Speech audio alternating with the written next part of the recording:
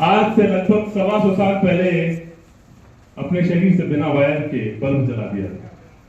ये आपने सुना होगा। जो फिजिक्स में दिलचस्पी रखते हैं उनको ये सब चीजें मालूम है। और उन्होंने क्या कहा था, if you want to know the secret of universe, think in terms of energy, frequency and vibration. मतलब ब्रह्मांड के रहस्य को अगर समझना है तो आपको वाइब्रेशन, फ्रीक्वेंसी और एनर्जी को समझना होगा। हमारे स्पिरिचुअल गुरु क्या कर रहे हैं? यही तो करते हैं। Correct. Next,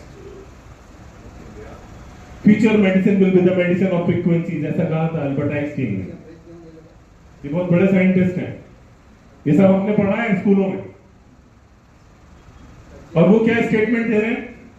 future medicine will be the medicine of frequencies. और यही चीज योगानंद परमहंस ने कही थी 1940 में कि आने वाले टाइम पे लोग इलेक्ट्रॉनिक गैजेट्स के माध्यम से हीलिंग लेंगे और अपने आप को हील कर लेंगे, ठीक कर लेंगे। ये जो ठीक होना या नहीं होना, ये कहां होता है? हमारे शरीर में। तो हमारा शरीर किससे बना हुआ है? हमारे शरीर में, अच्छा बताइए, शरीर में अगर एनर्जी बॉडी ना हो तो क्या हो? एनर्जी लेवल लो हो जाएगा, मतलब बीमार पड़ जाओगे। और अगर पूरी तरीके से लो हो जाए, मूवमेंट ही बंद हो जाए, तो इसका मतलब एनर्जी बॉडी इंपॉर्टेंट है। अगर आपकी बायोलॉजिकल बॉडी से एनर्जी बॉडी बाहर निकल जाए तो डेड बॉडी बचती है। इसका मतलब इंपॉर्टेंट है। अब वो एनर्जी बॉडी को ढूंढते हैं आपके शरीर के किस भाग में? कोई जानता है आपके शरीर में किस भाग में एनर्जी बॉडी? शरीर के रोम में।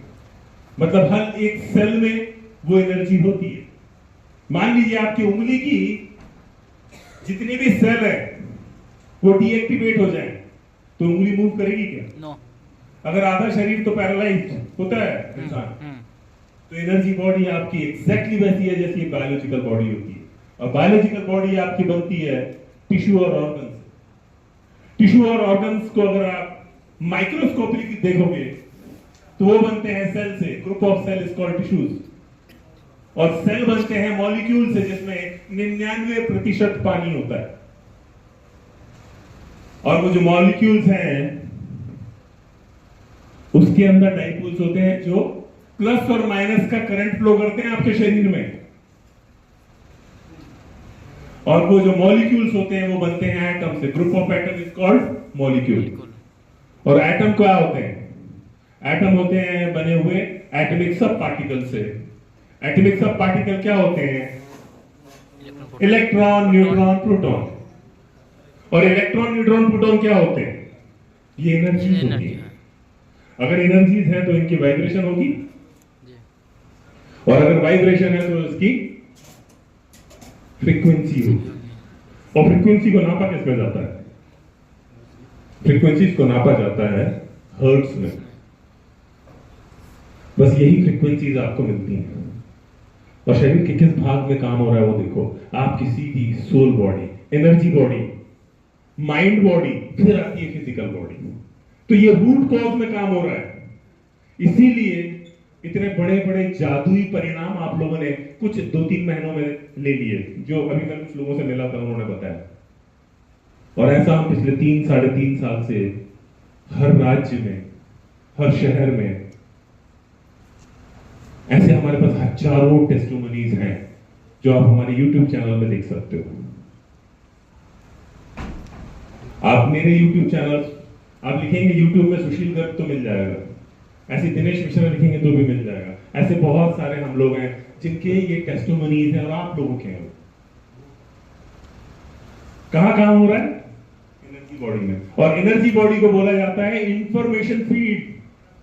आपके सेल की जो इंफॉर्मेशन है उस फील्ड पे काम हो रहा है वाइब्रेशंस के माध्यम से।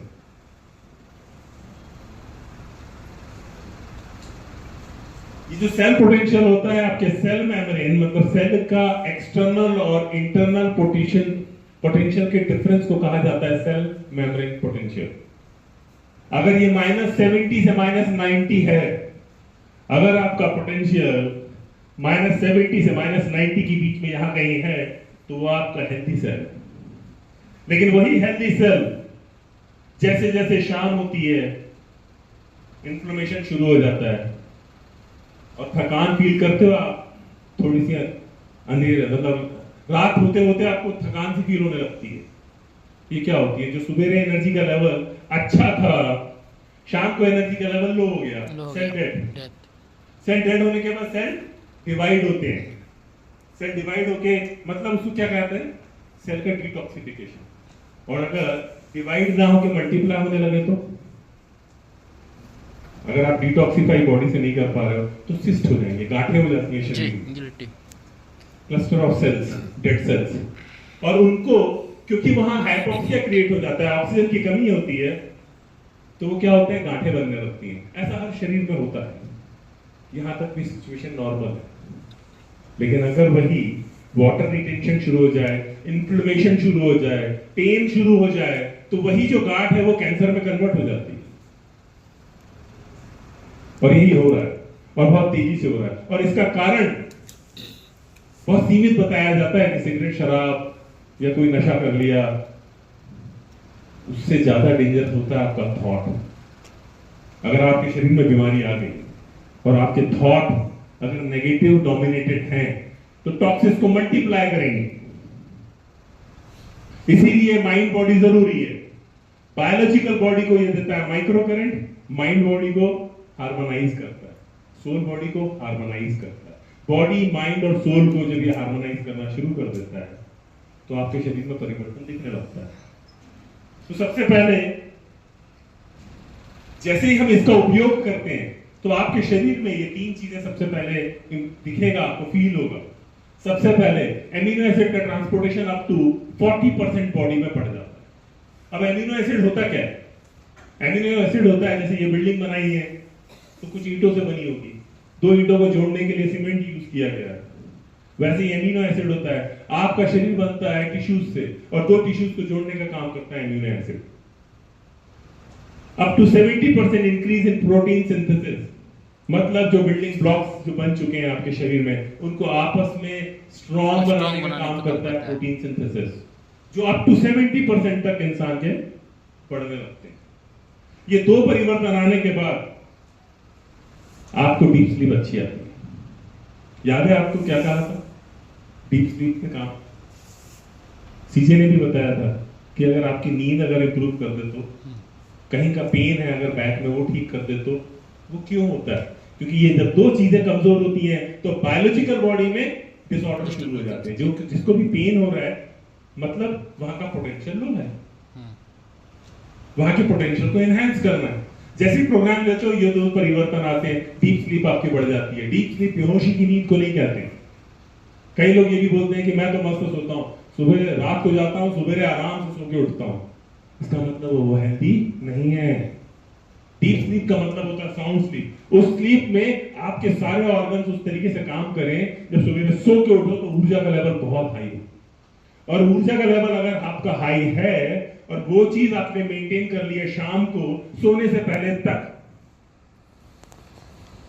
मतलब लो नहीं हुआ एनर्जी और ना हाई हुई, सेम मेंटेन कर लिया तो आप हेल्दी हो।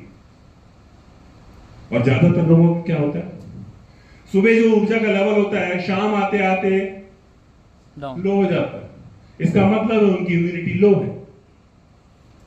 और अगर सुबह आपकी एनर्जी लेवल जो भी है उससे हाई अगर शाम को हो रही है, इसका मतलब किसी ना किसी तरह का ऑटो इम्यून डिसऑर्डर है आपकी बॉडी।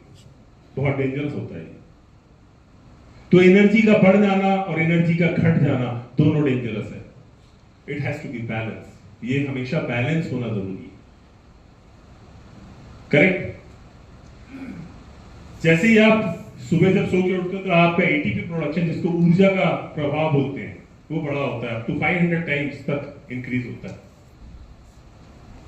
ये कहां होता है? आपकी जो बायोलॉजिकल बॉडी है और जो एनर्जी बॉडी है उसके बीच में क्या होता है?